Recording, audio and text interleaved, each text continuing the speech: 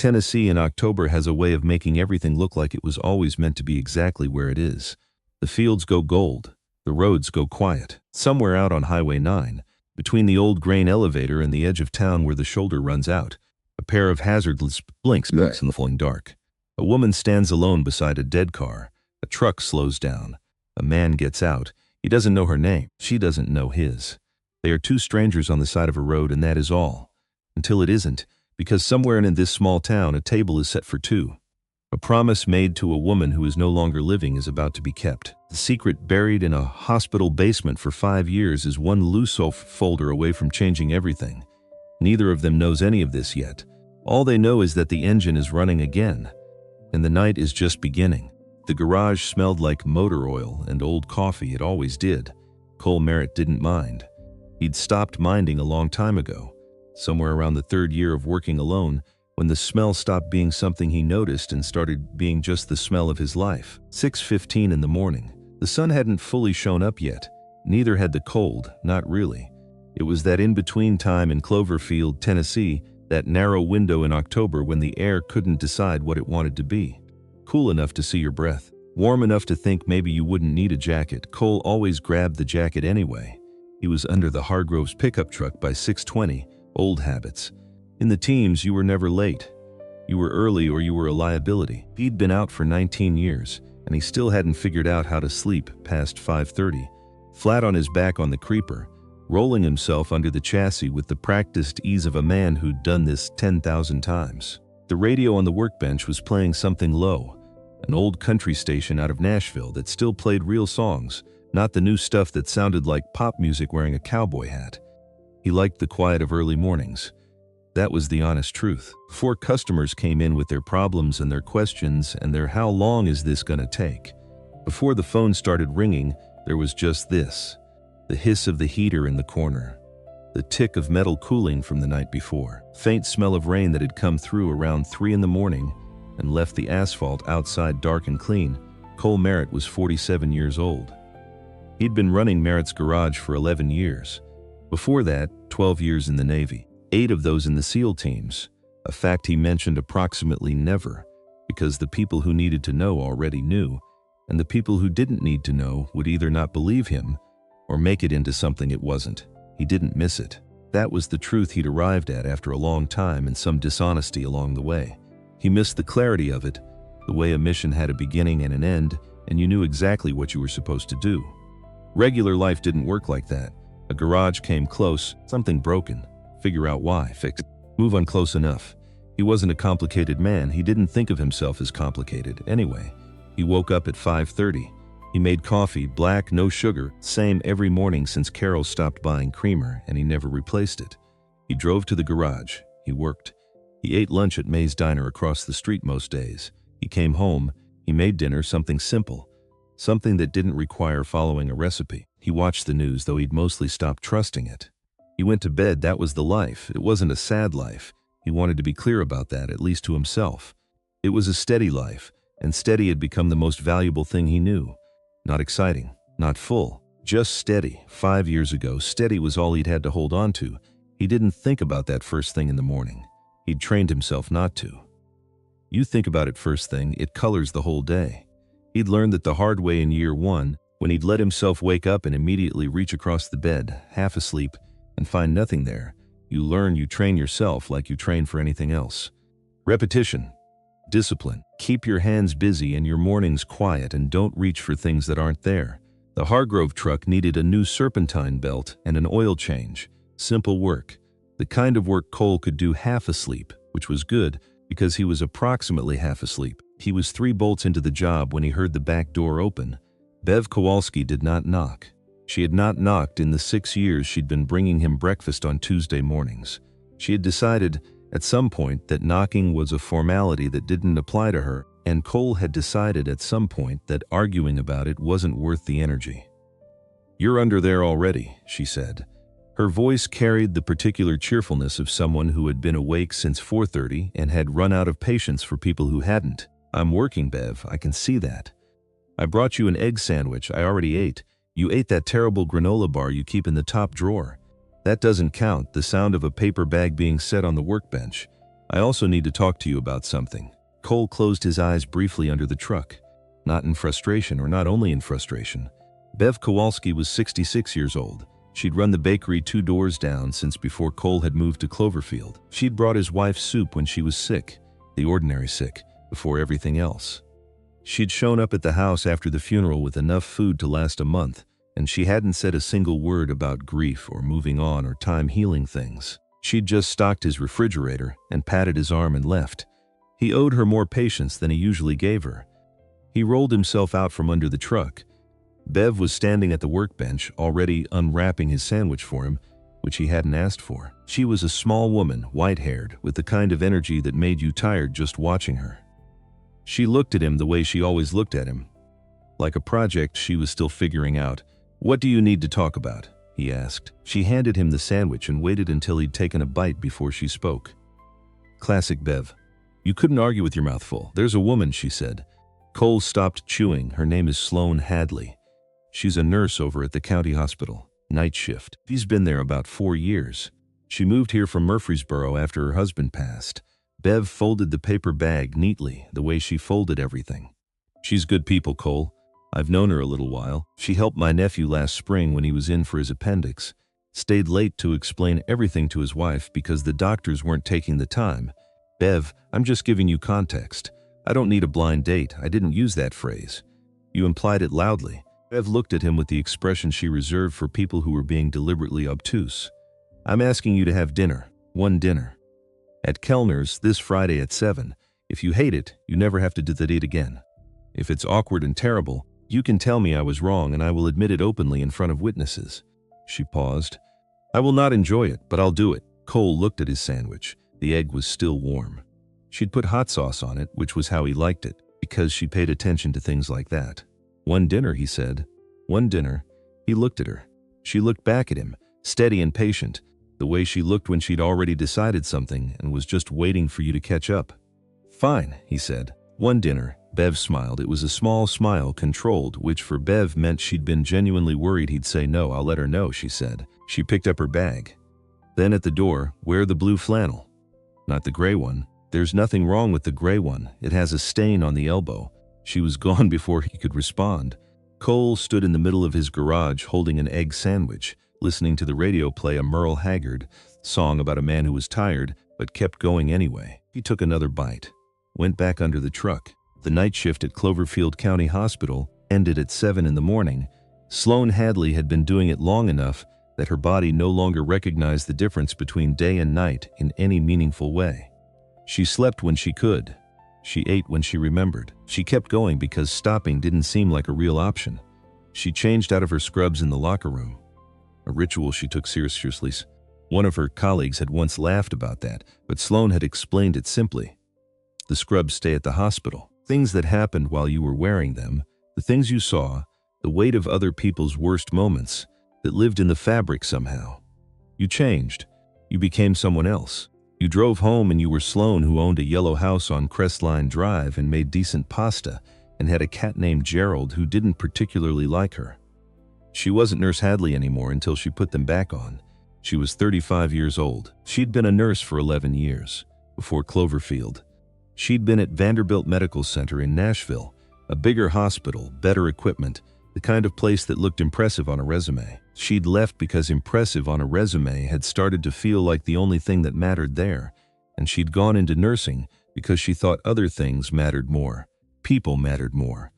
The specific, individual weight of one person in one bed in one frightened moment, that mattered more. Cloverfield was smaller. The equipment was older. The funding was always a conversation that made the administration anxious, but the patients knew her name. The elderly man in 114 called her by her and told her stories about fishing the Cumberland River in 1987. The woman in the oncology ward, Mrs. Patterson, 63, 2 grown kids who lived out of state and called every night but couldn't get down more than twice a month. Mrs. Patterson had told Sloane once quietly that the night shifts were easier because Sloane was there. That was worth something. It had to be worth something. She pulled her coat on and walked to the parking lot. The morning was gray and cool. The rain from the night before had left everything damp. Her breath made small clouds in the air. Her phone buzzed. Carol, her older sister, calling from Memphis. Sloane considered not answering.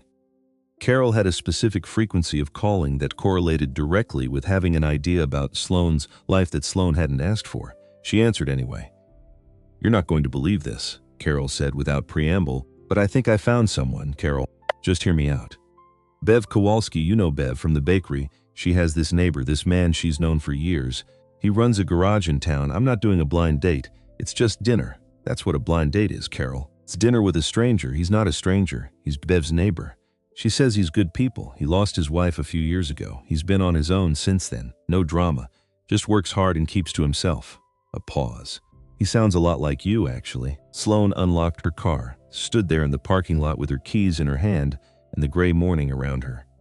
She was tired. She was always tired. It was the specific tiredness of someone who'd been emotionally available for 12 hours straight and had nothing left for herself. "I don't think this is a good idea," she said. "I think you've been saying that for 2 years. That landed." Sloane didn't say anything. "You deserve to have dinner with someone," Carol said, softer now. "That's all I'm saying. Just dinner. If it's terrible, you call me and we'll talk about how terrible it was and you can be right. I don't care about being right. I care about you." Sloane sat down in her car. The seat was cold. She looked at the hospital building, the beige exterior, the fluorescent lobby lights still on against the morning gray. She thought about Mrs. Patterson. About how the older woman had said 3 weeks ago, "You should be home with somebody, honey. You shouldn't be here every night." And Sloane had laughed and said, "This is where I'm supposed to be." And Mrs. Patterson had looked at her with the clear-eyed kindness of someone who'd lived long enough to know the difference between vocation and hiding. "Fine," Sloane said. One dinner. Carol made a sound that was trying very hard not to be triumphant. "Friday at 7. Bev will introduce you if it's awful. You can be right." "I promise." Sloane hung up. Sat in the quiet of her car for a moment. She opened her glove compartment. Inside, next to her registration and an old gas receipt, was a small photo, her and her late husband, Marcus, at someone's wedding maybe 5 years ago. She didn't look at it often. She kept it there because throwing it away had seemed wrong, and keeping it on the wall had seemed like preservation of something that needed to be let go, and the glove compartment was a kind of in-between she'd never quite resolved. She looked at it now. His face. Smile. "I'm okay," she thought. At the photo, at the man in it, at whatever it meant to speak to someone who wasn't there. "I'm just tired." She started the car and drove home. Friday came the way Fridays do, without ceremony, without warning that it was going to matter. Cole finished up at the garages around 4. He changed into the blue flannel, not because Bev had told him to, he told himself, but because the gray one had a stain on the elbow and there was no reason to go out looking like you didn't own a mirror. He looked at himself in the small bathroom mirror in the back of the shop for approximately 4 seconds. He looked like himself. That was the best he could do. He drove home. Fed the dog, a 10-year-old lab mix named Hatch, brown and wide and profoundly unhurried about everything. Hatch ate and then returned to his spot by the heating vent without any particular acknowledgement of Cole's existence, which Cole had come to find oddly comforting. Hatch had never expected anything from him he couldn't give. He ate a piece of toast standing over the sink. Not because he was hungry, just to put something in his stomach before the dinner, because he had a feeling he wouldn't be able to eat much once he got there. Sitting across a table from a stranger, while a well-meaning older woman watched anxiously. That wasn't an environment that made a man hungry. He left the house at 5:15. Kellner's was only 12 minutes from his house, but he'd told himself he'd drive around for a while first. Clear his head. The kind of thing you do when you're nervous but you're not willing to admit you're nervous, so you call it something else. He took the long way. Down Highway 9, past the old grain elevator, past the county fairgrounds, still showing the faded ghost of a banner from last month's Harvest Festival. The evening was cool but clear now. The clouds from earlier in the week had moved through. The sky had that particular quality it gets in October in Tennessee, deep and blue and honest looking, like it wasn't hiding anything. Cole had one hand on the wheel and the radio low, and he was thinking, if he was being truthful, about whether or not he remembered how to make small talk. He used to know how. In the Navy, you learned to talk to anyone. It was a matter of survival in the social sense. 18 guys on a ship who had nothing in common learning to find common ground. He'd been decent at it then. But 11 years of early mornings and quiet work and mostly solo evenings had done something to that skill ill. It had gotten rusty. He'd get into conversations at Mays sometimes, and realize he'd gone 10 minutes saying almost nothing, and the other person was doing most of the work. He was thinking about this, about whether I run a garage and what kind of nursing do you do would carry them through an hour when he saw the car on the shoulder. A silver Honda Accord, 2012 or 2013 by the look of it. Hazard lights going, pulled as far over as it could get, which was not very far. This stretch of Highway 9 didn't have much of a shoulder, just a narrow strip of gravel before the ditch. Cole slowed down. He always slowed down for cars on the shoulder. Threat assessment was involuntary at this point. One occupant, no other vehicles, hazard lights on. She wanted to be seen, not hidden, not a setup. Just someone who needed help. Old training died hard. Sometimes that wasn't a bad thing. Wasn't a decision he made consciously. It was just what you did. Same way you held a door, same way you picked up something someone dropped. It wasn't heroics. It was just how he'd been raised. He pulled his truck in front of the Honda and got out. The woman was standing next to the driver's side door. She was wearing a gray coat over what looked like a dark blue blouse. Her hair was brown, shorter than shoulder length. She had her phone in her hand, and she was looking at it with the expression of someone who had received unhelpful news. She looked up when she heard his truck door. "I already called Roadside," she said. Right away, before he could offer anything. Not rude, just efficient. Like someone who'd learned to head off situations before they became complications. They said 45 minutes to an hour. "Okay," Cole said. He looked at the car. "What happened?" "It just stopped. It was making a noise for the last few days. Kind of a squealing sound when I accelerated. And then about 10 minutes ago it just..." She made a gesture with her hand that communicated the car stopping. "Serpentine belt, probably," Cole said. He walked to the front of the car. "Can you pop the hood?" A pause. He could feel her deciding something. "I don't want to trouble you," she said. "It's not trouble." He said it the same way he'd say the wrench is on the shelf. Matter of fact, no performance. "Fix cars for a living. I'll tell you what's wrong and you can decide if you want to wait for Roadside or not." Another moment. Then the hood clicked open. He looked. The belt, sure enough, frayed almost through, the kind that had been wearing down for weeks and finally given up. He'd seen it 100 times. He went back to his truck and got his toolbox from behind the seat. She watched him work. He noticed she didn't try to make conversation while he was working, which he appreciated more than he could have explained. A lot of people felt the need to fill silence. She didn't. She stood a respectful distance away and let him do what he was doing, and only once, when he had to shift position and the angle was awkward, did she ask if he needed a flashlight. He said yes. She found one in her glove compartment without making a production of it. The light from the setting sun was going low and orange across the fields on either side of the road. It caught the dust on his truck and made it look almost intentional. He worked. She waited 22 minutes. New belt. He had a spare that fit close enough because he kept a range of them in the truck out of habit. He'd been laughed at for that once, the habit, by a friend who said it was excessive. That friend had called him for a jump start 3 weeks later. He closed the hood. "Try it," he said. She got in and turned the key.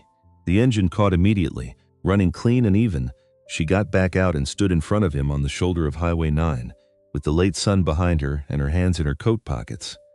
"What do I owe you?" she asked. "Nothing." She looked at him with the steady, evaluating gaze of someone who'd spent years reading people's intentions in a hurry. "You just stopped and spent 20 minutes fixing my car." The belt was a 5-minute fix. The rest was finding the right size. He picked up his toolbox. "You'd have waited an hour for Roadside. Now you won't." She was quiet for a moment. "Thank you," she said, genuine. No performance in it, no social obligation, just a real thank you.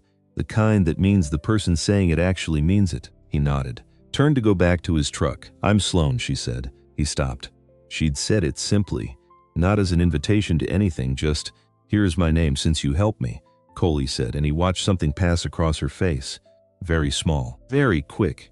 He'd seen something pass across his own face too, probably. He hoped he'd hidden it better. Cole arrived at Kellner's at 7:04. He'd sat in the parking lot for 3 of those minutes. Kellner's was the nicest restaurant in Cloverfield, which meant it had tablecloths and a wine list, and the prices were 15% higher than anything else in town. People went there for anniversaries and birthdays and the kind of occasions that required dressing up slightly. The interior was warm, wood, old walls, low lighting, a fireplace in the corner that was burning tonight. Bev was waiting near the hostess stand. She was wearing what Cole privately thought of as her serious good news outfit. A dark green cardigan over a blouse, her good earrings. She looked at him when he came in with an expression that was working very hard to seem casual, and not quite managing it. "You're here," she said. "I said I'd come, I know. I'm glad." She touched his arm briefly. "She's already at the table. In the back corner. She got here a few minutes ago." Then, very carefully neutral, "She had a bit of car trouble on the way, but she made it fine." Something settled in Cole's chest. A certainty he hadn't been sure about until right now. "Yeah," he said. "Highway 9? How did you?"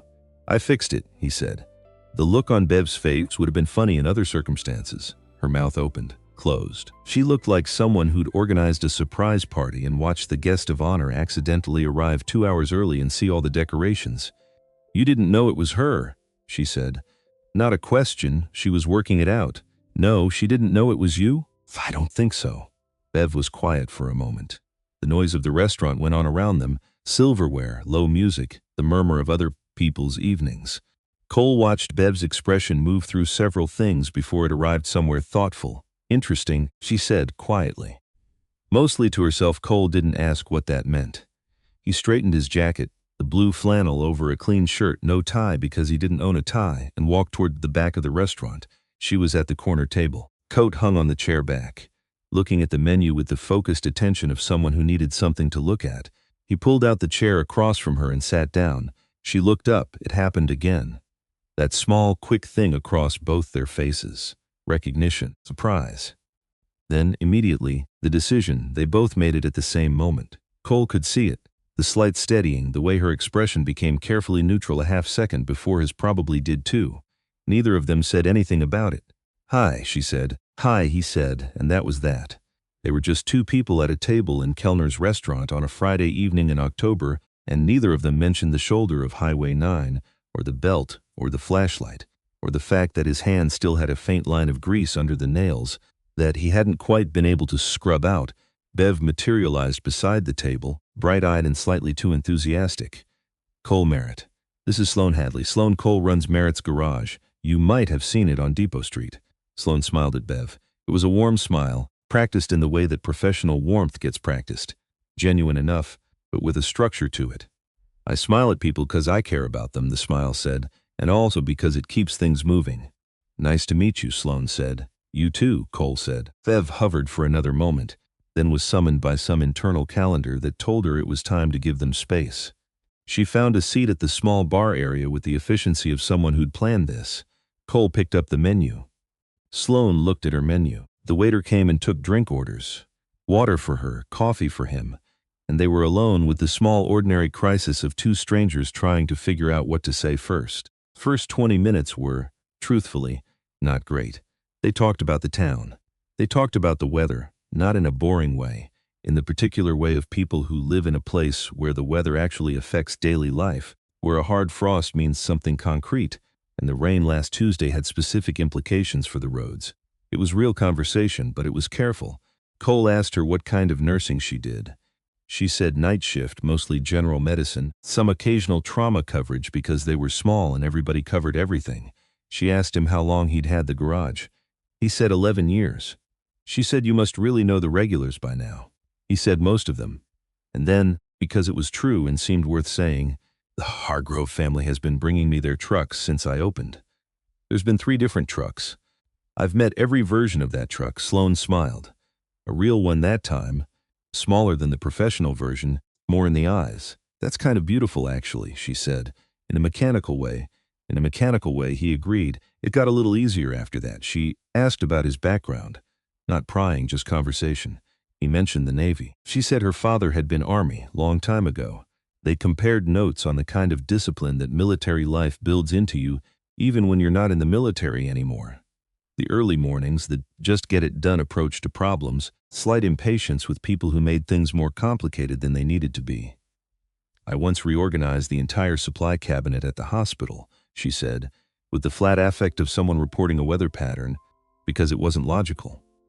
Nobody asked me to. I just couldn't walk past it anymore." "What happened?" "The head nurse thanked me, and then a week later it was back to the old system because 3 people had muscle memory for it." Cole nodded. "Did you leave it?" "I reorganized it again," she said. "Smaller changes, more gradual. So the muscle memory would adjust without people realizing." He looked at her. She said it without any self-congratulation. It was just problem-solving. The same way fixing a belt was problem solving. You just worked with the constraints you had. Did it work? Mostly, she said. Except for Terry. Terry will never be fixed. He almost smiled. He felt it almost happen. The waiter came back to take their orders. Cole was still looking at the menu when he heard it. The sound of something being knocked over, specific clatter of a glass, and then the quick breath of someone startled. He looked up. The young waiter, couldn't have been more than 20, had knocked Sloane's water glass. It wasn't a catastrophe. Just a glass of water, spreading across the corner of the table, soaking into the tablecloth near her hand. The kid was already going pale. I'm so sorry, said. Immediately, calmly. She moved her coat off the chair back before the water reached it, and then she was already using her napkin, and her voice had the same quality it probably had in the hospital. No drama, we handle it, everyone keeps breathing. It's really okay, she said again to the waiter. It's just water. Don't worry, the kid retreated to get more napkins. Cole reached across and placed his own napkin on the wet spot without saying anything. She glanced at him briefly, thank you in a look, and kept managing the small mess. What he noticed was this. She didn't look around to see who had seen. She didn't make a face at Cole when the waiter's back was turned. She didn't perform patience for the waiter and then roll her eyes the moment he left. She just wasn't bothered. Genuinely, the water had gotten on her sleeve a little. She didn't mention it. Cole filed that away somewhere without labeling it. The waiter returned, young and still apologetic, and Sloane asked him his name. He said Tyler. She said, Tyler, I've spilled worse things in worse places, you're doing fine. And Tyler, who had been bracing for something, visibly relaxed. Cole watched this. He ordered the brisket without looking at the menu. They ate. The conversation got easier as the food came. That's the thing about dinner. The act of eating together is old, and it does something to people. It lowers the guard in a way that's hard to manufacture otherwise. You're both just hungry. You're both just human. She told him about moving to Cloverfield. She'd been at Vanderbilt Medical Center before. Bigger hospital, more resources. Better for the resume. Why'd you leave? He asked. She was quiet for a moment, not avoiding, thinking I had a patient there, she said. An older man. He'd been admitted for a cardiac event, and he was going to be fine physically. But he kept asking the nurses what was happening, what the tests meant. What was busy? That hospital. Everyone is always busy. And the information wasn't getting to him. She looked at her plate. I sat with him for an hour one night and just explained everything. Every test, what it meant, what the next step was, what to expect. And he got this look on his face, just relief. Just, oh, someone is explaining this to me. She looked up, and I realized I'd been too busy to do that for probably 6 months. I'd lost the thing I'd gone in for. Cole considered this. So you left, I transferred eventually, and I came here, a small shrug. The hospital's underfunded, and the equipment is older, and sometimes the administration makes decisions that make me want to put my head through a wall. But the patients know my name. And I have time to sit with them, she paused. Most of the time, Cole ate for a moment. The brisket was good, May's was better, but this was good. That makes sense to me, he said. What does? Leaving a thing that was bigger, because the thing it was supposed to be got lost in the size of it. She looked at him. Something shifted in her face. Not the professional warmth, but something quieter. Like she'd expected him to say that's interesting and move on, and instead he'd meant it. Yeah, she said. Exactly that. They ate in comfortable silence for a moment. Outside the restaurant windows, the October dark had come down. The fireplace in the corner was doing what fireplaces do in restaurants. Not necessary, but true. Warm and real and old in a good way. You mentioned the Navy, she said. How long were you in? 8 years. What made you leave? He thought about this. I got what I needed from it, he said. I needed the structure when I was young. I needed somebody to tell me what to do with my hands and my energy. Set his fork down briefly. But I wanted to build something, not just maintain someone else's thing. I wanted it to be mine. The garage, she nodded slowly. Do you like it? Still, after 11 years, it was a real question. Not are you successful or is it going well, but do you like it? He thought about the early mornings. The oil smell, the radio low. The Hargrove family's 3 trucks. Yeah, he said. I do. They stayed through dessert. She had apple pie. He had coffee. And the conversation moved through enough territory that by the end of it, Cole felt like he'd spent an hour with someone real. Not a performance, and not a date in the movie sense. Just 2 people who had eaten dinner and talked and found out that the other person was, at minimum, a person worth talking to. When they got up to leave, Tyler, the waiter, brought their coats. Sloane thanked him again. Called him by name again. Tyler smiled like he'd been handed something, In the parking lot, Bev materialized from somewhere with the timing of a woman who'd been watching the door. "Well," she said, looking between them. "Good food," Cole said. Sloan smiled. "The real one.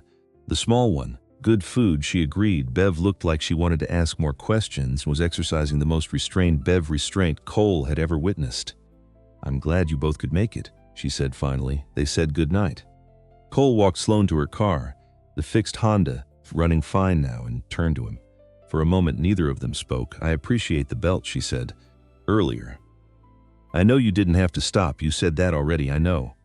"It bears repeating." He looked at her. In the orange light of the parking lot, the October wind moving her hair slightly. "Drive safe," he said. "You too, Cole." He walked back to his truck, got in, sat for a moment before starting the engine. He thought about 8 things at once, which was unusual for him. Normally, his mind was a fairly orderly place. He thought about the way she'd spoken to the young waiter. He thought about the way she'd explained leaving Vanderbilt. He thought about the water glass and how she'd handled it. He thought, without meaning to, about the fact that she'd called him by his name when she said goodnight. He started the truck, drove out of the parking lot. He went home, fed Hatch, stood at the kitchen counter and drank a glass of water. His wife's photo was on the shelf by the window, a good one from before the last year when she was still herself fully. He looked at it the way he looked at it every night. The quiet, familiar grief, the thing that had become part of the furniture of his life. But tonight there was something else. Not guilt. Not quite. Just this strange, unfamiliar feeling of a mind that was still moving. Still turning something over. Still occupied with a person who wasn't a memory. He sat in the armchair by the window. Her armchair, the one he'd never moved, the one Hatch also used when Cole wasn't in it. And he sat there for a long time in the dark, not watching TV, not reading. Just sitting, thinking about nothing in particular.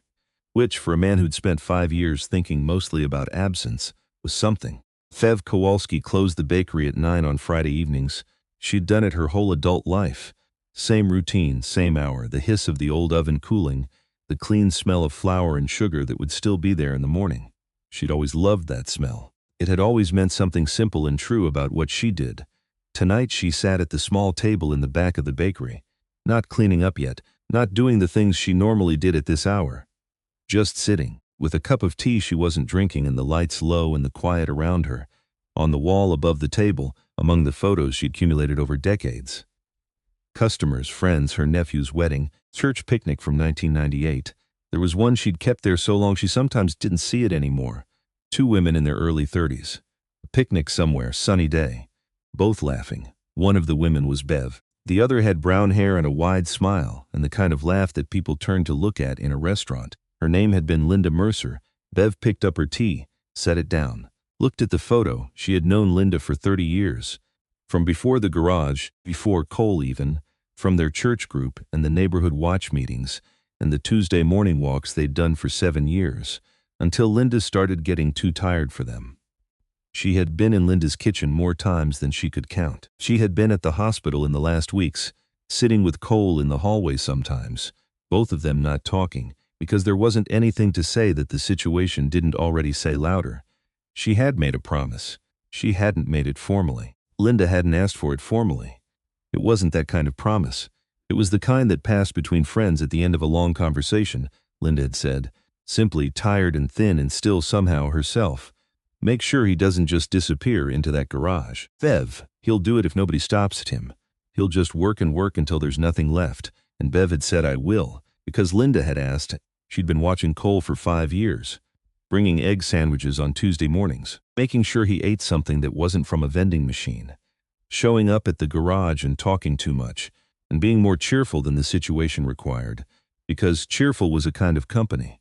She'd tried the dinner idea once before, 2 years ago. A woman from her book club, nice woman, good heart, recently divorced. She'd suggested it to Cole and he'd looked at her with an expression so closed it was like watching a door lock from the inside. She'd backed off, but then she'd met Sloan Hadley. She'd met her at the hospital, visiting her nephew after the appendix surgery. Sloan had come in at the end of her shift before going home because she wanted to check that his wife understood the discharge instructions. She didn't have to do that. Her shift was over. She did it because the wife looked confused and worried, and Sloan had noticed. Bev had watched this and thought, not deliberately, it just arrived. Linda would have liked her. That was the thing about the promise. It wasn't find someone for Cole. It was don't let him disappear.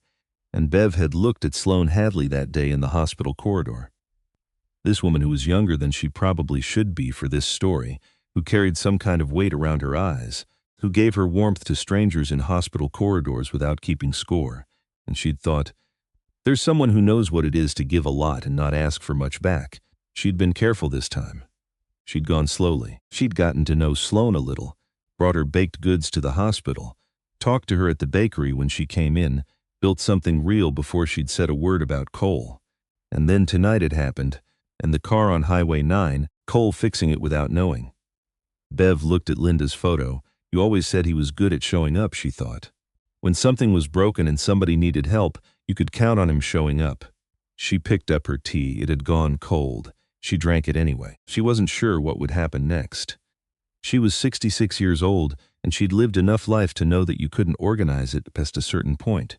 You could put two people in the same room. You could make sure the moment happened. But after that it was theirs. She hoped they were both brave enough. She thought about Cole sitting in that armchair he still kept by the window.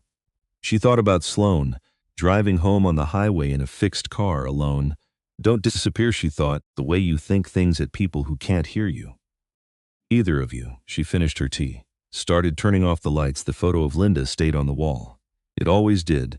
Some things you keep visible because they remind you why you keep going. Some things you keep visible because you made a promise, and promises don't expire just because the person you made them to is gone. Bev Kowalski locked the bakery and walked home through the October dark. She'd done what she could.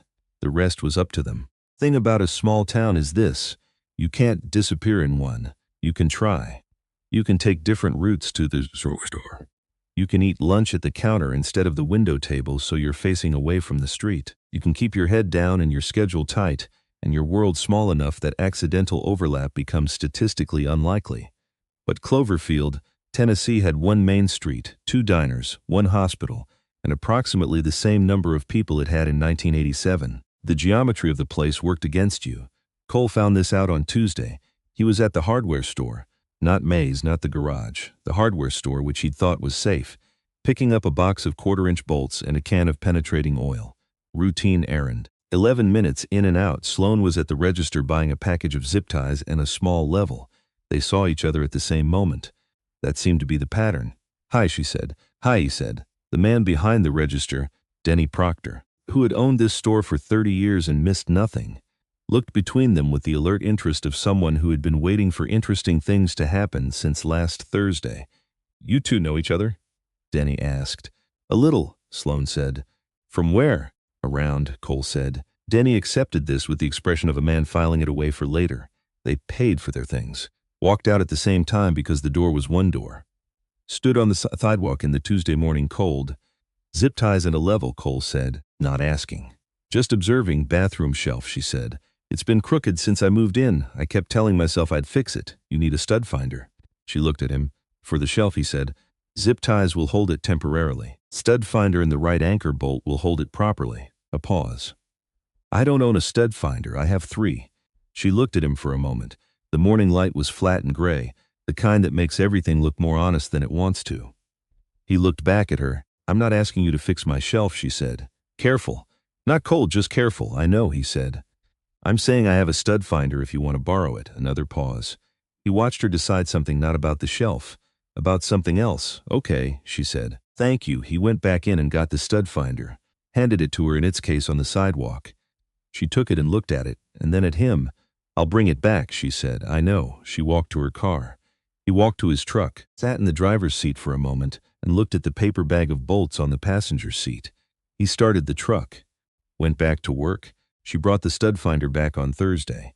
She came to the garage, which was the address on the card he'd given her when she asked where to return it. She arrived at lunchtime, between customers. He was at the workbench eating a sandwich. Shelf is level, she said, handing him the case. Good. You were right about the anchor bolts. Usually am with shelves. She stood in the garage doorway. He gestured vaguely at the stool by the workbench, the one customers sometimes sat on when they wanted to talk about what was wrong with their car. She looked at it, sat down. He offered her half his sandwich, turkey on wheat from May's. She took it without making it a thing, which he appreciated. They ate outside. A car went by on Depot Street. The radio played something slow. Hatch, who had been sleeping in his corner bed since 9, opened one eye, assessed the situation, found it acceptable, and went back to sleep. "Is that your dog?" she asked. "That's Hatch." "What?" "Lab mix. He's 10. He doesn't do much anymore. He looks content. He's the most content creature I've ever met," Cole said. "I've tried to understand how he does it." Sloane looked at Hatch for a moment. Something in her expression, soft, unguarded, the way people look at animals when they're not performing anything. "What's his trick?" she asked. "Best I can figure," Cole said. "He just accepts every hour as the one he's in. He doesn't seem to think about the next one until it arrives." Sloane was quiet. Then, "That sounds either very healthy or very dog. Maybe they're the same thing," she laughed. Short and real, not the professional warmth, not the careful smile, just a real laugh. It lasted about 2 seconds and she looked slightly surprised by it. Cole looked at his sandwich. He wasn't sure what he was doing. He was starting to think that might be okay. The thing about working nights is that you see the hospital differently. Day shift has its own logic. Administrators in the hallways, department heads making rounds, the whole institution performing its best version of itself. Night shift is quieter, more honest. People who are there at 3 in the morning are there because they have to be, which strips away the performance and leaves just the work. Sloane had always preferred it for that reason. The night shift also meant you noticed things that the day shift didn't see. She'd been noticing Dr. Nolan Hurst for about 3 weeks. He wasn't her direct supervisor. He was chief of medicine, which put him several layers above her in the hospital hierarchy. They crossed paths occasionally. He was the kind of man who was very good at seeming reasonable. Calm voice, measured responses. The sort of person who said, "I understand your concern," and made it sound like he meant it even when what followed made clear he didn't. She'd started noticing him the way you notice a sound that's slightly off, not loud enough to identify, but wrong enough that your brain keeps returning to it. It started with Mrs. Patterson. Mrs. Patterson, 63, oncology ward, the woman who called her night shifts easier because Sloane was there, had mentioned, offhand, that Dr. Hurst had come to speak with her about her treatment plan. She'd mentioned it the way people mention things when they're not sure if they should worry. "He was very kind," Mrs. Patterson had said, "but he talked very fast, and some of it didn't match what the oncologist had told me." Sloane had asked what specifically. Mrs. Patterson couldn't remember exactly. She was tired. She was always tired. Sloane had gone to the patient file afterward. Read the notes. Read Hurst's additions to the notes, so if something was off, she'd set it aside. She was tired too. It was 3 in the morning and she'd been on her feet for 8 hours, but she didn't fully set it aside. Over the following 2 weeks, she'd found 2 other files where Hurst's notes didn't quite line up with the original treatment records. Small discrepancies. The kind that could be documentation errors. Everyone made them. The paperwork was relentless and the shifts were long, and a misplaced note wasn't automatically sinister. But 3 files, 3 patients, a pattern. She was thinking about this on a Wednesday evening before her shift when her phone rang. Hospital number, extension she didn't recognize, Sloane Hadley. She answered, "Ms. Hadley." Hurst's voice. Measured and warm in the way of someone who'd practiced being measured and warm. "Do you have a moment?" She said she did. "I wanted to have a conversation before your shift tonight. I've been reviewing some documentation, standard quality review, and I noticed some discrepancies in records you've filed over the past few months." She sat very still. "What kind of discrepancies?" she asked. "Minor things, timing notations, procedural logging, the kind of thing that doesn't affect patient outcomes but does affect our accreditation standing." A pause. "I'm not raising this as a formal concern. I'm raising it because I've found you to be a careful nurse, and I suspect these are oversight errors rather than anything deliberate." She understood exactly what was happening. He wasn't reporting her. He was showing her that he could. "I appreciate you bringing it to me directly," she said. Her voice was even. She'd learned even from years of delivering news to people who didn't want to hear it, of course. "I'd like you to sign off on a revised documentation protocol. Just for your records, nothing systemic. It would close out the review cleanly." Another pause. "I'll send it to you before your shift. Just a formality, I'll look at it," she said. She hung up, sat in her car in her driveway for a full minute. She didn't know yet what the protocol document would say. But she knew, in the particular way you know things when you've spent a decade reading people's real intentions under their stated ones, that whatever it said would benefit him and cost her. She went inside, made coffee, put on her scrubs. She would look at the document. She would understand what he was asking for, and then she would figure out what to do about it. 3 days later, she understood. The protocol document was clean on its surface, 3 pages of procedural language about documentation standards.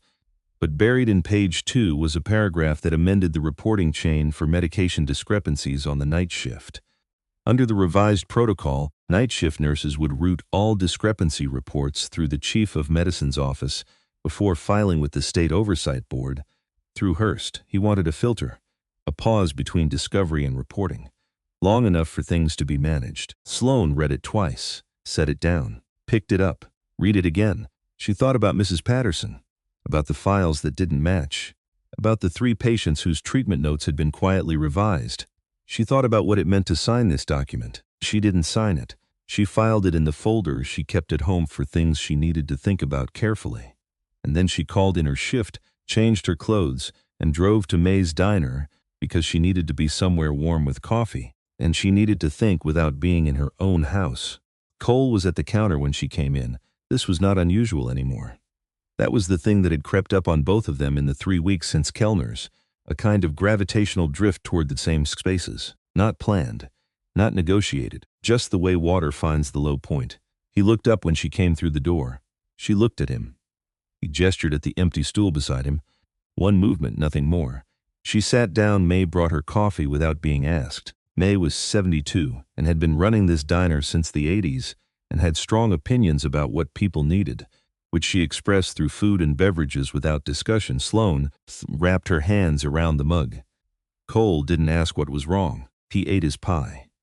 He let her warm up and collect herself. She appreciated that more than she could have said. After a while, she said, "Do you ever have a situation where you know something is wrong, but proving it requires making yourself a target?" He considered this with the seriousness the question deserved. In the Navy once, there was an officer who was falsifying maintenance logs. Not for malicious reasons. He was cutting corners to make his numbers look good. Falsified maintenance logs on a ship mean people can die. What did you do? I documented everything first. Dates, specifics, my own records running parallel to the official ones. Then I went to the right person, not his supervisor, his supervisor's supervisor. Someone with enough distance to see it clearly without personal loyalty complicating it. Sloane held her coffee. What happened? He got reassigned. No big formal consequence. The Navy protects its own, sometimes in the wrong direction. The logs got corrected and the maintenance schedule got audited. He paused. It wasn't clean. It wasn't satisfying. But stopped, she nodded slowly. What's the situation? He asked. She looked at him. His face was straightforward and patient. Not pushing. Not performing concern. Just asking because she'd raised it and he was paying attention. She told him. Not everything, not yet. But enough. The files that didn't match. The documentation protocol. What she believed Hurst was building. Cole listened without interrupting. He ate the last of his pie. Set his fork down. Do you have records of your own, he asked? Independent of the hospital system? I've been keeping notes. Keep more. Dates, times, exact language from the files. He turned his coffee cup in his hands. Don't sign anything until you understand the full exposure, I know. And don't go to anyone inside the hospital first. She looked at him. Why? Because if Hurst is the kind of person you think he is, he's already got relationships with the people you'd go to inside the building. You go outside first. State Medical Board. Someone with jurisdiction above the institution. Sloane looked at him for a long moment. You're very calm about this, she said. It's your situation. Not mine. I don't need to be upset about it. You need someone to think about it clearly with you. He met her eyes briefly. If you want that, she looked at her coffee. Yeah, she said. I want that. Sat at the counter at May's for another hour. The dinner crowd came and went around them. May refilled their coffees twice, wordlessly, with the efficiency of someone who understood that some conversations needed time. It was the first night Sloane felt, genuinely, she wasn't handling something alone. She didn't name that feeling right away, but she kept it. It was the 3rd week of October. They'd settled into something that neither of them had named. It wasn't dating, not in any formal sense. It was more like two people who had discovered that the same spaces were comfortable and had stopped pretending the overlap was accidental. Coffee at May's, sometimes. The parking lot of the hospital once, when Cole had brought her a sandwich because she'd mentioned in passing that she'd forgotten to eat before her shift. An evening at the garage, she'd come to return a book he'd lent her, thick history of naval engineering he'd mentioned once, and she'd expressed curiosity about. And she'd stayed 2 hours, sitting on the stool by the workbench, reading a passage out loud and asking him questions. He'd answered them. He'd liked answering them. They talked the way people talk when they've stopped performing and started just being present. About work, about things they'd noticed, about the small specific texture of daily life in a place like Cloverfield, where everybody knew your name and most of them meant well, and occasionally that was its own kind of pressure.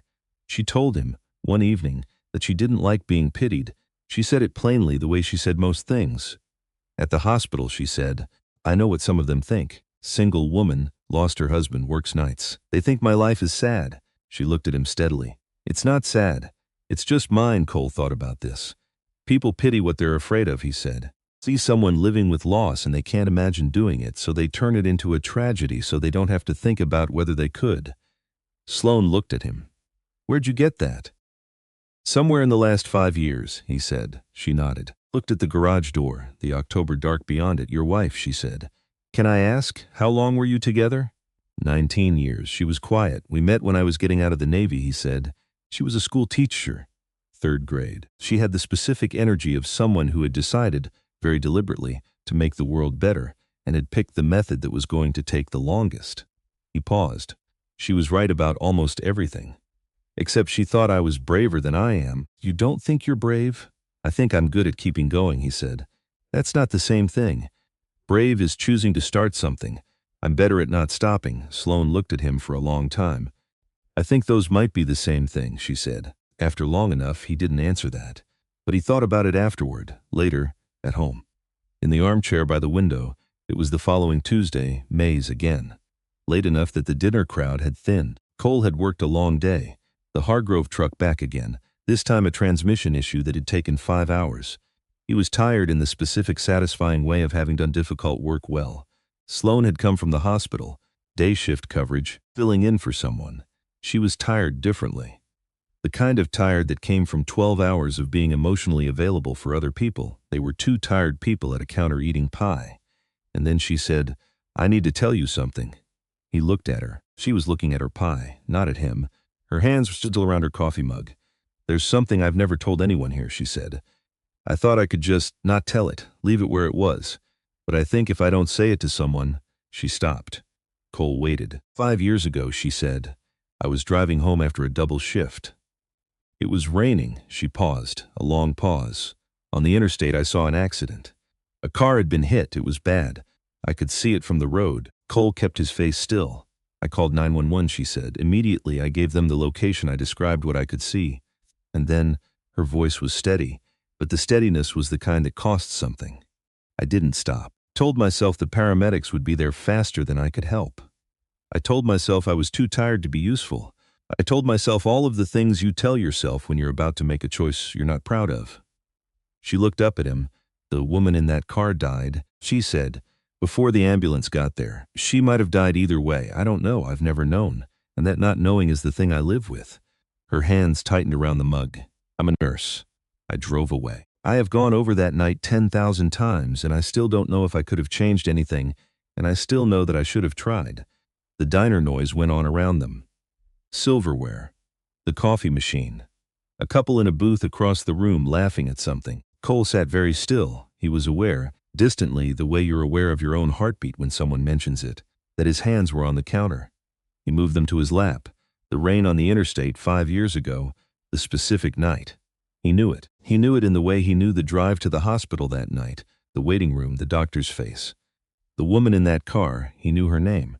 He looked at Sloan. She was watching him, waiting for a response, braced for it, with the posture of someone who had built their defenses but had left one door open and was not sure that it had been a good idea. He looked at his coffee. He thought of 7 things at once, and none of them were the right thing to say right now. None of them were things he could say in May's diner on a Tuesday night without, he didn't know without what, without breaking something, without needing to stand up and walk out of his own reaction, which was large and unresolved and entirely hidden from his face. "Stood up, I need to go," he said. He said it as evenly as he could. He put money on the counter. He looked at her briefly, carefully. "I'll talk to you soon," he said. And he walked out. He drove not toward home, not toward the garage, just drove. Highway 9 out past the edge of town. into the dark, where the fields opened up on both sides and the road went straight for miles. The kind of driving you do when you need your body to be doing something so your mind can do what it needs to do without burning down your house. The radio was off. He drove with both hands on the wheel and the heater running and the October dark unrolling in front of his headlights. Linda. He said her name inside his head, the way you say something precious when you want to make sure it's still there. Linda on the interstate 5 years ago. He'd gotten the call at 11:47 at night. He remembered the time because he'd looked at the clock when the phone rang, the specific middle of sleep instinct that makes you note the time before you know why. He'd driven to the hospital in a state that wasn't quite real. Everything had the quality of a photograph taken in poor light. The details were there, but nothing had texture. She'd been gone before he arrived. He'd been told there was nothing to be done. The impact had been, the doctor had said things. Cole had heard the shape of the words, but the content had moved through him without sticking. There was nothing to be done. It had happened too fast. She had not suffered. He had never been sure about that last part. He drove for 45 minutes. In Buddhists, they taught you to compartmentalize. You took the thing that was going to break you and you put it in a box and you closed the lid and you kept moving. You dealt with it later. If there was a later, he'd been putting things in boxes for 20 years. Tonight the boxes weren't holding. And then he pulled over, not at any particular place. Just a wide shoulder. A dark field on one side, a fence post. He stopped the truck and sat in it with the engine running and the heat on. He thought about Sloane's face when she told him. He thought about the cost of telling it. How she'd held her coffee mug and not looked at him. How her voice had stayed steady because steadiness was a skill she'd built over years, the same way as silence was a skill he'd built over years. How she'd said, "I have gone over that night 10,000 times," with the particular weight of something that had been carried a long time. He thought about whether Sloane stopping would have changed anything. The doctor had said the impact. He had said it had happened fast. Cole sat in his truck on the shoulder of a dark Tennessee road and did the thing he had not let himself do in 5 years of steady living in early mornings, and not reaching for things that weren't there. He thought about it without trying to stop thinking about it. Sat there for a long time. The heater ran. The dark held still. A truck went by on the road, far enough away to be just sound and then gone. He thought about the Higgs' sandwiches on Tuesday mornings, about Bev in the bakery, photo on the wall, about Linda saying, he could hear it exactly, the specific pitch of her voice, "You are better at love than you think you are, Cole. You just have to stop treating it like an engine you're not sure you trust." He thought about Sloane, not with anger. He'd looked for anger and it wasn't there, or it wasn't at her, which was a different thing from not being there. He thought about what he'd said to Sloane once, without knowing he was saying it about himself. People pity what they're afraid of. He was afraid of this. He was afraid of what it meant to know what he now knew and still want to be in the same room as her. He was afraid of what it said about him, that he could sit on the shoulder of a road in the dark and find, under the grief and the old loss and the specific weight of 5 years of carrying it, he could find that the question he kept returning to was not about what had happened but about her. About the look on her face when she'd said, "I still know that I should have tried." She had been carrying that. She had been carrying it the same way he'd been carrying his version, quietly, carefully, in a place she hadn't shown anyone, and she had chosen to show it to him. He didn't know what to do with that yet. He put the truck in gear. He drove home. Fed Hatch. He stood at the kitchen counter. He looked at Linda's photo on the shelf. He didn't speak to it the way he sometimes did, in his head, in the way that wasn't prayer exactly, but was something. Not tonight. Tonight he just looked. "I'm trying to figure out what's fair," he thought. "I'm not sure yet." He went to bed. He lay awake for a long time. In the morning he got up at 5:30. Made coffee. Black, no sugar. Drove to the garage. He stood at the workbench for a moment before starting. Her stool, the one she sat on when she came by. There was a paperback book, the naval engineering history he'd lent her. She'd left it the last time she was here, said she'd come back for it. He picked it up. Set it on the shelf above the workbench. Not put away, not returned, just kept where he could see it. He went to work. Walt Dooley showed up on a Thursday afternoon. Cole heard the truck before he saw it. A diesel with a particular knock in the second cylinder that he'd been telling Walt to fix for 2 years. He looked up from the Henderson Subaru and wiped his hands. Walt was 51, built like a man who used to be in better shape and still had most of the underlying structure. He'd been Cole's closest friend in the Navy. They served together for 4 years, kept in loose but real contact after. Walt had moved to Cloverfield 3 years ago, taking a job as a lead EMT with the county. He and Cole had slipped back into friendship the way you do with people you'd trusted with your actual life once, easily without needing to rebuild from scratch. That second cylinder is still going, Cole said. I know.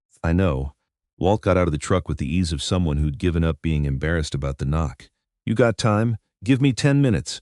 Walt sat on the bench outside the garage and waited. When Cole came out, they walked to May's. The automatic migration of two men who needed coffee in a booth. May brought 2 coffees and retreated without being asked. What's up? Cole said. Walt turned his coffee cup. He had a specific tell. That particular motion, that meant he was about to say something he didn't want to say. I ran into Garrett last week. Walt said. Cole looked at him. Garrett Merritt was Cole's older brother. He was 52, lived in Knoxville, worked in property and land brokerage. Cole had last spoken to him 4 years ago at Christmas, a conversation that had ended with Garrett leaving early and Cole standing in his kitchen not entirely sure what had just happened.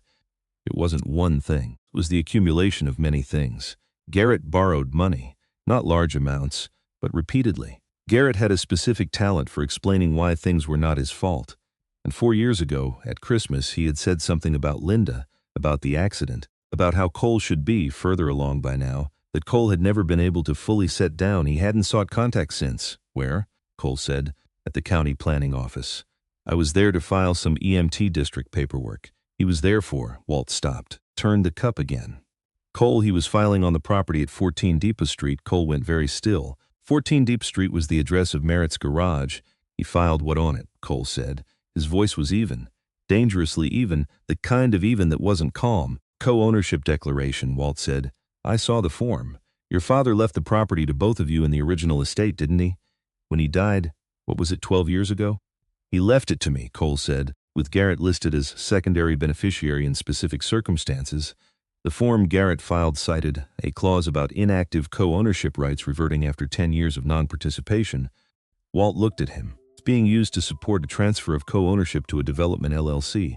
The LLC has a principal named Marcus Trent. Cole sat with that Marcus Trent. He knew the name. Seen it twice in the past 2 weeks. Once on a letter from a commercial real estate firm that had come to the garage, which he'd set aside as a cold solicitation. Once mentioned by Bev offhand as the man who'd bought the old mill property on the edge of town. Garrett is selling his portion to this Trent, Cole said. Not a question, that's what the filing suggests. I'm not a lawyer, but that's what it looked like. Cole drank his coffee. Set the cup down precisely. Did he see you? Cole asked. No. I was across the room. Cole nodded. He sat with it for another minute. The information moved through him in layers. First, the practical, which was manageable. A legal question, a filing, a counteraction. He knew property law well enough to know this wasn't simple. He knew where to start. Then the other layer, his brother, his older brother, who had known him since he was born, who had borrowed money and explained it away, and said the thing at Christmas about Linda, and then gone quiet for 4 years. His brother, who had apparently spent some of that quiet time figuring out how to monetize a legal technicality in their father's estate. Cole didn't let himself feel the full weight of that right now, later. There would be time for that later. Thank you for telling me, he said. Cole, I mean it. Thank you, he met Walt's eyes. I needed to know. Walt held his gaze for a moment. What are you going to do? I'm going to make some calls tonight. Look at the estate documents. He paused. And I'm going to let Garrett know that I know. Walt nodded. You want company for that last part? No, Cole stood. Left money on the table. But thank you. He walked back to the garage. He stood at the workbench for a long time. Not working, just standing. He thought about 11 years, the smell of the place, the Hargrove family's 3 trucks, the radio in the mornings, Linda dropping by at lunchtime in the early years, sitting on the stool where Sloane now sometimes sat, eating the sandwich she'd packed for herself and talking about her students. This was not just a building. You didn't spend 11 years in a place making it run without it becoming part of the structure of your life. You didn't build something steadily, day by day, in the way he'd built it. After Linda, through grief, through the long, slow work of keeping going, without it meaning something. Garrett knew that that was the part Cole couldn't quite set down. He picked up the phone, called his father's old lawyer. Retired now, but still sharp, still taking calls from people he'd known for 30 years. Ed, he said when the man answered. I need to look at something. He pulled the estate documents from the locked cabinet in the back of the garage. And he started reading. She almost didn't look. That was the thing she'd come back to later, the fact that it almost didn't happen. She'd been in the hospital records room for a different reason entirely. Preparing her own counter-documentation against Hearst's protocol, building the parallel record that Cole had suggested. Dates, times, exact language from the files. She'd been methodical about it. The way you get methodical when you're scared and you can't afford to show it. The records room at Cloverfield County Hospital was not a sophisticated place. It was a long, narrow room in the basement with metal shelving and cardboard boxes for anything older than 7 years and a filing system that had been partially digitized and partially not, depending on who'd been in charge during which budget cycle. Sloan had spent enough time down here to know where things lived. She was pulling files from the 2018-2019 box, the period when she believed Hearst had started building his documentation habits. When a folder slipped, it caught on the edge of the shelf, slid sideways, papers fanned out across the floor. She crouched down to gather them and stopped the top sheet. The name in the patient field, Mercer Linda R. Female, age 43. She didn't move for a moment, then she picked it up. Carefully, the way you handle something when you're not sure yet what you're holding. It was a trauma intake record. October, 5 years ago, the night shift. She read the attending physician's signature at the bottom, N. Hearst, M.D. She sat down on the floor of the records room, right there on the linoleum. With the folder in her hands and the fluorescent lights humming overhead, she read it. She read it twice. The intake record documented the arrival of Linda Mercer following a motor vehicle accident on Interstate 24. Documented the trauma assessment. It documented the timeline. Arrival, assessment, intervention, outcome. The timeline was wrong.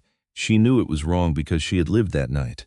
She had been a Vanderbilt nurse then, not yet in Cloverfield. She had been involved in the transfer coordination, a detail she had never examined carefully because examining it meant going back to that night, and she hadn't been able to go back to that night. She went back now. The response time documented in Hearst's record was 17 minutes from call to first intervention. She knew. She had the specific memory, the kind that lives in your body rather than your mind, that it had been longer. She had been on the phone with the receiving team. She had heard the delay. There had been a staffing issue, a miscommunication between dispatch and the attending on call. The attending on call had been Hearst. He hadn't been 17 minutes. He had been closer to 34. She sat on the floor of the records room and understood very slowly what she was looking at. Hearst had adjusted the record not to harm Linda Mercer. The outcome, she forced herself to read it plainly, the outcome would likely have been the same. The injuries had been catastrophic. The attending physician at Vanderbilt had told Cole there was nothing to be done, and based on what she was reading, that was probably true. But Hearst had been late. He had been late because of a systems failure he was responsible for, and he had adjusted the record afterward to protect himself. And the woman who had died because of that systems failure, however it would have ended, was Cole Merritt's wife. Sloan put the folder down on the linoleum beside her. She sat in the basement of the hospital with the fluorescent lights and the metal shelving and the smell of old paper, and she pressed her hands flat against the cold floor. She didn't cry, she thought. Cole. She thought about his face when she'd told him about the accident, the way he'd gone still, the way he'd left, the money on the counter, and I'll talk to you soon, and the door closing behind him. He'd known. Even then, that night at May's, he'd known whose accident she was describing. And he hadn't said it. He hadn't used it against her. He'd walked out because he needed to. Because he was human, and that was the human response. But he hadn't made it a weapon. She thought about that for a long time. Then she stood up, gathered the fallen papers carefully, replaced everything in the box except Linda Mercer's intake record and 3 other files she'd already identified as part of Hearst's pattern. She made copies on the basement copier. She took the copies home. She sat at her kitchen table at 2 in the morning with a mug of cold coffee and the copied pages in front of her, and she made a decision. Garrett called on a Friday morning. Cole had been expecting it. Ed, the retired lawyer, had made some calls on Cole's behalf. Careful, precise calls, the kind that send a signal without announcing a war. Garrett would have heard Cole was under a truck when the phone rang. He rolled out. Looked at the screen, he answered it. Hey, Garrett said. Hey, Cole sat on the creeper on the garage floor. Didn't get up a pause. Garrett had always filled pauses.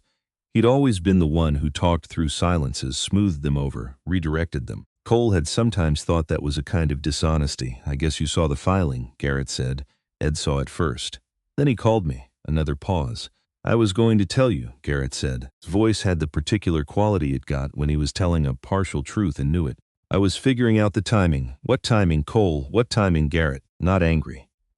Just asking the question plainly. I needed the money. Flat. Finally flat. Smoothing over was gone. I've got debt I can't. It's been building up for a while. The LLC offered good money for the co-ownership stake. I figured it's a garage. I thought maybe you thought maybe I'd what? Silence. You thought maybe I'd lost enough that losing the building too wouldn't matter, Cole said. Still just stating it. That's not. I didn't think of it like that. How did you think of it? Garrett didn't answer. Cole looked across the garage. The workbench his father had built 30 years ago, when this had been the old man's shop and Cole had been learning on hand-me-down tools. At the coffee maker in the corner, at Hatch's bed, at the stool by the workbench where Sloan sometimes sat. Been in this building 11 years, Cole said. After Dad died, after Linda, I've been here through all of it. You know that I know, and you filed the paperwork anyway. I know, Queeter now. I know, Cole. Why didn't you just call me? If you needed money, why didn't you just call? The silence that followed that question was the most honest thing Garrett had said in the entire conversation. Cole understood it. The answer was that Garrett had known Cole would help, and that asking for help felt worse, for whatever reason Garrett had built into himself over the years, than taking it sideways. Some people were like that. You couldn't fix it from the outside. You could only draw the line clearly enough that it meant something. I need you to undo the filing, Cole said. Cole, I need you to undo the filing, Garrett. Ed says the co-ownership clause is challengeable. The 10-year reversion clause requires demonstrated lack of cut with the property, and you've never been a co-operator of this garage in any operational sense. If you push this, you'll lose, and it'll cost you more than you'd make from the LLC. A long pause, I know, Garrett said. Small, tired, then undo it. The LLC is not your problem once you pull the filing. They'll find another piece of land, Cole paused.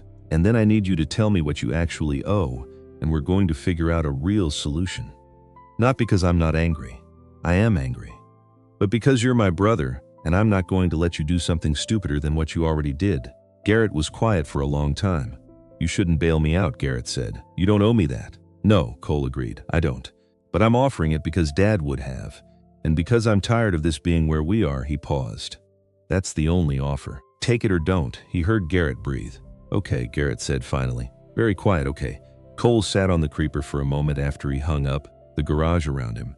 Hatch opened one eye from his corner. It's fine, Cole said to the dog, to the room, to whatever version of himself was listening. He got back under the truck. She came on a Saturday morning. Cole heard her car in the lot.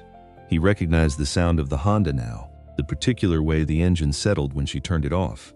He was at the workbench. He set down what he was holding. He looked out the window. She sat in the car for a moment. He could see her through the windshield, her hands in her lap, looking at the dashboard, doing whatever she was doing. Preparing, he went to the coffee maker, poured a second cup, set it on the workbench. He opened the garage door. She got out of the car. She was wearing her coat, and she had a folder under her arm.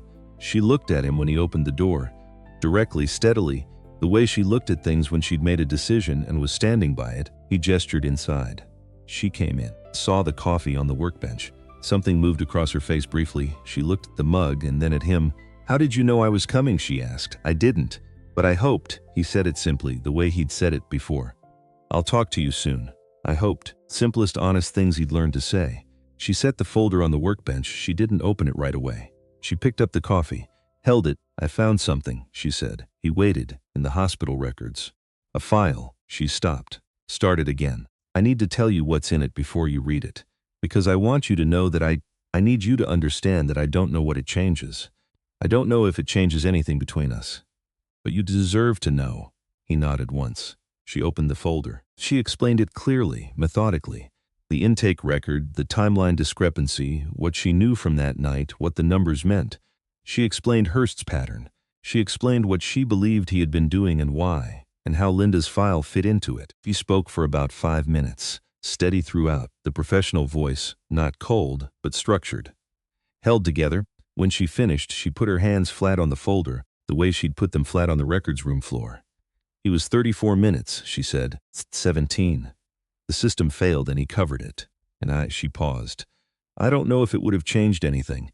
Every piece of medical evidence says the injuries were too severe. But there was a delay, and you deserved to know that. Regardless of everything else, you deserved to know. Cole looked at the folder. He looked at his wife's name on the top sheet. He stood with it for a long time. He thought about the things he'd turned over on that long drive home after Mays, about what was fair, about the difference between what had happened and who had caused it. He looked up. "You didn't cause this," he said. She opened her mouth. "Sloan." He said her name the way you say something when you need it to land. "You drove past an accident. You called 911. You were barely 30. 30 exactly," she said. "The week before 30. And exhausted and scared. And I know, I've thought about it. I know that if stopping had mattered, if your stopping would have changed the outcome, you would have stopped. Because I know what kind of person you are." She looked at him. You can't know that. "I know what you do," he said. "I know how you work. I know you stayed late at that hospital 3 weeks ago to explain discharge instructions to a family because the doctors were too busy. I know you reorganized a supply cabinet twice because it wasn't logical and you couldn't walk past it. I know you remembered Tyler the waiter's name and used it."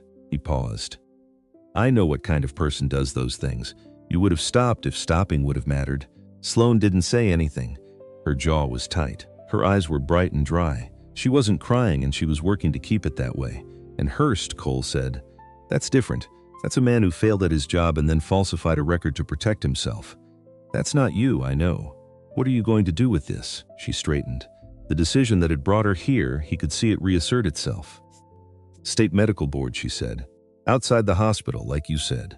Walt, you mentioned he was there that night as part of the EMT team. I want to ask him if he'll provide a statement about the response timeline." Cole nodded. "He will," Cole said. "I'll ask him today." She looked at him. Something in her face shifted. The brightness in her eyes, the tight jaw. "You're not angry at me," she said. "Not a question." "Working it out, I was," he said honestly. "That night, driving home. I needed to sit with it.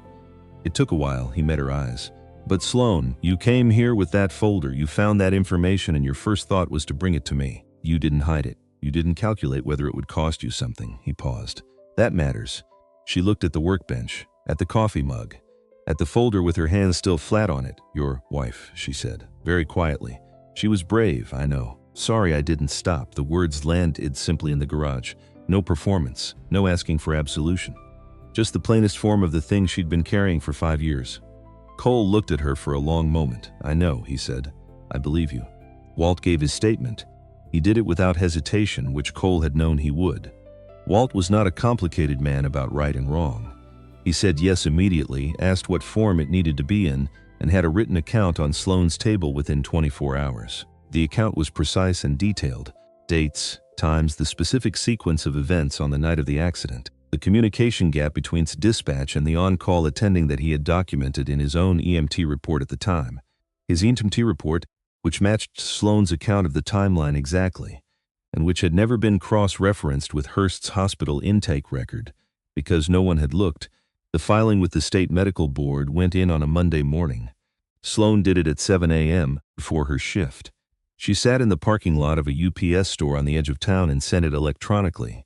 The intake record, the 3 supporting files, Walt's statement, her own documented timeline, clean and complete and outside the hospital's chain of command entirely. She sat in the car afterward. She wasn't shaking. She wasn't relieved yet. Relief comes later, when the thing is done. Right now she just sat in the parking lot in the October turning November cold and took a breath. Her phone buzzed. "Cole, done?" She typed back. Done. A pause.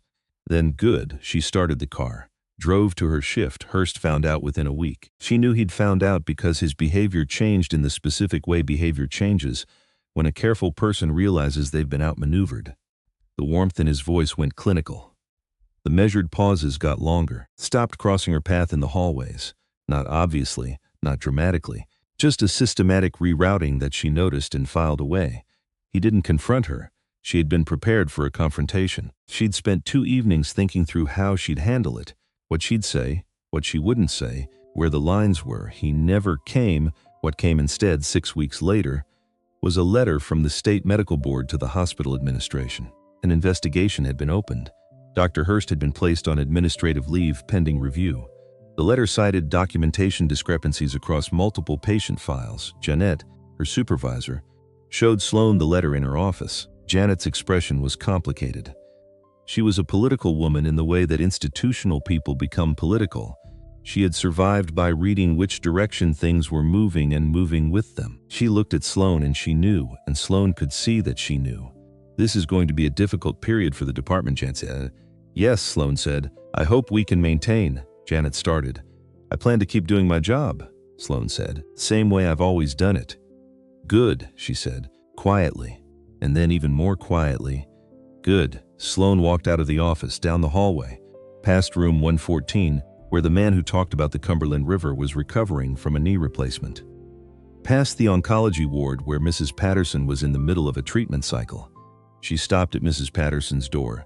The older woman was awake, tired. She looked up when Sloan appeared. You look different, Mrs. Patterson said. Do I? Lighter? Mrs. Patterson considered her. Did something happen? Sloan thought about the parking lot at 7 in the morning.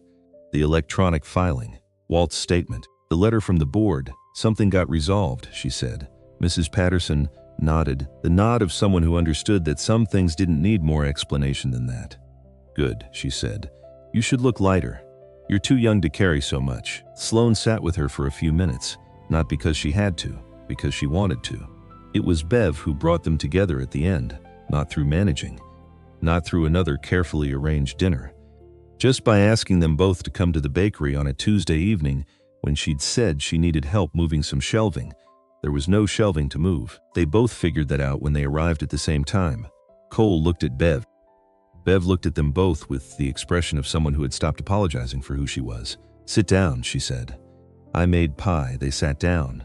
It was the small table in the back, the one she used herself. 3 settings. Cole's favorite, which she knew because she'd been bringing him food for 5 years. Coffee. The low light of the bakery after hours, the display cases empty and clean, the smell of the day's baking still in the walls. They ate pie. Bev ate with them instead of hovering. That was different. After a while, Bev set her fork down, looked at the wall above the table. The photographs. Cole followed her gaze. He found the photo without needing to search. He'd seen it before, in the particular way you see something without registering it. 2 women in their 30s. A sunny day. He looked at it this time. He looked at Linda's face. She was my closest friend, Bev said. Simply, 30 years. From before you, Cole. Before the garage, before everything. She was looking at the photo. She used to sit right where you're sitting, at this table. We drank more coffee at this table than I can account for. Cole didn't say anything. In the last few weeks, Bev said, she asked me things she was worried about. She looked at Cole. She wasn't worried about herself. She was past that. She was worried about you. Cole held his coffee cup. She said, this is what she said exactly. I've remembered it since. She said, make sure he doesn't disappear. Bev. He'll go into that garage and the door will close and he'll call it fine for the rest of his life. Don't let him call it fine. The bakery was quiet. Sloan was very still. I've been trying to keep that promise for 5 years, Bev said. The sandwich in the mornings. Showing up the too much energy of me, which I know is too much, Cole. I've always known. Bev, let me finish. She looked at him steadily. I tried the dinner idea before, 2 years ago. You shut the door. A small pause. I backed off. Because it wasn't time. And then I met Sloan. She looked at Sloan now. At the hospital. And I watched her in that hallway and I thought, Linda would have known this woman. Linda would have recognized something in her. Sloan's face was quiet. Very careful. I didn't arrange a trick, Bev said. Didn't manipulate. She looked between them. I introduced 2 people I thought deserved to be in the same room. The rest was yours. She picked up her fork. Ate a bite of pie. I wanted you both to know where it came from, she said. That's all. I wanted it to be honest. Cole looked at the photo, at Linda's wide smile. The sunny day, he thought about what Linda used to say, about love being an engine he didn't trust, about him being better at it than he knew. Thought about the fact that this woman on the wall, whose absence had been the weight he'd carried for 5 years, had in some way sent this, had asked Bev to keep watching, had set something in motion from a place Cole couldn't follow. He thought about that. He didn't try to make it make sense. He just let it be what it was. He reached out and picked up the photo, held it for a moment. Set it back on the wall. Thank you, he said. To Bev, but also to the woman in the photo. Both Bev nodded. She refilled everyone's coffee without being asked. First snow came on a Thursday. Not much, just enough to dust the rooftops and turn the parking lots white and make Cloverfield look briefly like something on a postcard. By noon it would be gone. But at 7 in the morning it was clean and still. Cole opened the garage at 6:30. The space heater ran. The radio played something slow. Hatch had migrated from his corner bed to directly in front of the heater, which he did every winter. Cole stepped over him the same way he'd stepped over him every winter for 10 years. He made coffee, looked out through the garage window at the thin white on the ground. He thought about the last 2 months, thought about all of it in the particular way he thought about things, not in words exactly, more in weight and shape.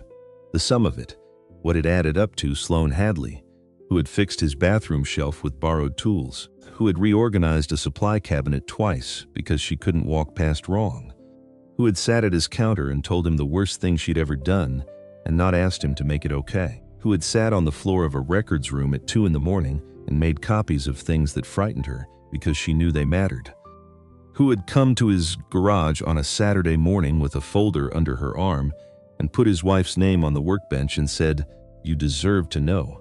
He poured a second cup of coffee. He put it on the workbench. He went to the small office in the back and found his phone and called her. It rang 3 times.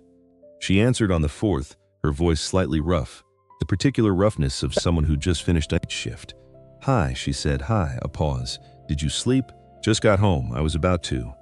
He looked at the workbench, at the 2 cups of coffee, one for a habit and one for a hope. "I wanted to ask you something." Ask. He thought about how to say it. He'd been thinking about it for days and he still hadn't found the version that was clean and complete. So he said the simple true thing, the way he'd learned to do. "I want to keep doing this," he said. Pause, hesitation, thinking, "The coffee at May's?" she asked. Careful, making sure she understood that, he said. And the rest of it, another pause. "I'm not saying I know what it is yet. I'm not saying I've figured out everything it means. Saying I want to find out." He held the phone. "And I want you to know that I'm asking because I want to. Not because I feel like I should. Not because Bev arranged it. Because you are the first person in 5 years who made me want to know what happens next." The line was quiet. He could hear her breathing. Even. Measured. The breath of someone who ran on discipline and steadiness and had learned to think before she spoke. Then she said, "I'm scared, I know, not of you," she said. She stopped. Started again. "I've been the person who takes care of things for a long time. I've been the one who handles it and shows up and doesn't ask for more than people have to give. And I got used to that. I got so used to it that I stopped knowing how to be on the receiving end." Cole looked at the second cup of coffee on the workbench. "I put a cup of coffee on the counter for you this morning," he said, "before I called. I don't know why I'm telling you that. He paused. "I want you to know that showing up goes both ways. I know how to show up. I just needed to someone worth showing up for." Silence. Then, "That's a terrible thing to say to someone who's trying to be scared. I know. It's very effective, I know." He heard something that might have been a small laugh. "The real kind." "Okay," she said. "Okay, I'm going to sleep," she said. "I'll come by later. I'll be here." He hung up, stood in the back office for a moment, looked at the ceiling, looked at his hands. He went back to the workbench. He drank his coffee. She came at 4 in the afternoon, when the snow had gone and the sky had that clean-washed quality that follows it. Cole was finishing up. He heard the Honda in the lot and went to the garage door. She got out of the car. She'd slept. He could tell that, the slight ease in her face that wasn't there after night shifts. She was wearing the gray coat, and her hair was down, and she had her hands in her pockets, and she was looking at the garage like she was seeing it clearly for the first time. She came to stand beside him in the doorway. They stood there together, looking at Depot Street. The late afternoon light was going gold and low. The temperature had dropped back and there was a cleanness to the air that only happens in November, a kind of honest cold that doesn't pretend to be something else. After a while she said, "Can I ask you something?" Yes. What was she like? Not with apology, not carefully. Just asking the way you ask someone about a person when you want to know them truly. "Linda, what was she really like?" Cole thought about it. "She laughed at things that weren't that funny," he said. Not to be polite, she genuinely found things funny that other people missed. She'd hear something and she'd laugh 3 seconds late, after she'd actually thought about it. He paused. She was right about almost everything. She never said "I told you so," but she had this way of not saying it that communicated it exactly. He looked at the street. She left shoes slightly sideways. Always. Never lined up. I used to straighten them and she'd walk past and knock them crooked again without noticing. Sloan was quiet. "She sounds wonderful," she said. She was. They stood in the doorway. "I'm not trying to replace anything," Sloan said, careful and clear. "I want you to know that I know. Because I don't think that's how this works. You don't replace people. You just, she paused, finding the right shape for it. You just keep living. And sometimes the living brings someone into it. Cole looked at her. Yeah, he said. I think that's right. She looked at him. In the late afternoon light, the November cold, outside the garage where he'd spent 11 years keeping things running, she pulled one hand out of her pocket. He looked at it. Her hand open at her side, not reaching, just open, available. Present, he put his hand in hers. Neither of them said anything. They stood there while the light went gold and then faded. Cloverfield went quiet around them the way small towns go quiet in the early evening. A car went by. The hardware store across the street turned its sign to closed. Somewhere down the block, somebody's porch light came on. Hatch appeared from inside the garage, stood beside Cole, looked at the street with the serene satisfaction of a creature who had decided that everything was acceptable. Sloane looked down at him. He's judging us, she said. He's not judging. He just has opinions. What's his opinion? Cole looked at the old lab, at his wide brown face, his complete stillness, his total commitment to the present moment. I think he approves, Cole said. Sloane looked at the street. That's good, she said. I've been wanting his approval. They stood there until it was properly dark, until the cold had gone from clean to real and the garage lights were the warmest thing on the block. Then Cole said, There's a diner across the street. I know the one. May makes pie on Thursdays. I know that too. He looked at her. She looked at him. Specific quiet recognition of two people who had arrived somewhere without planning to and found it was where they'd been trying to get to. Okay, she said. They walked across Depot Street together in the dark. The garage door was still open behind them, warm light spilling out across the cold pavement. May's was lit up yellow through the windows. Somewhere inside, the coffee was on. They went in. May looked up when the door opened. She looked at Cole, looked at Sloane beside him. She didn't say anything. She just picked up the coffee pot and walked toward their usual spot at the counter. Two stools, side by side, the ones they'd been sitting at separately for weeks before they started sitting at them together. She set down 2 cups, filled them without asking. That was all. But Cole caught her eye as she turned back toward the kitchen. May, 72 years old, who had been watching this town and the people in it since before most of them were born, gave him one small nod, the kind that means, good. Cole sat down. Sloane sat beside him. The coffee was hot. The pie would come. Outside, Cloverfield was settling into the kind of quiet that small towns find on winter evenings, not empty, just still. The kind of still that means everyone is somewhere warm. Cole thought about 11 years of early mornings in a garage that smelled like motor oil. He thought about learning to stop reaching for things that weren't there. He thought about how Sloane took her coffee, both hands around the mug, like the warmth of it mattered. He thought, this is what it feels like when something starts instead of ends. He didn't say it out loud. He didn't need to.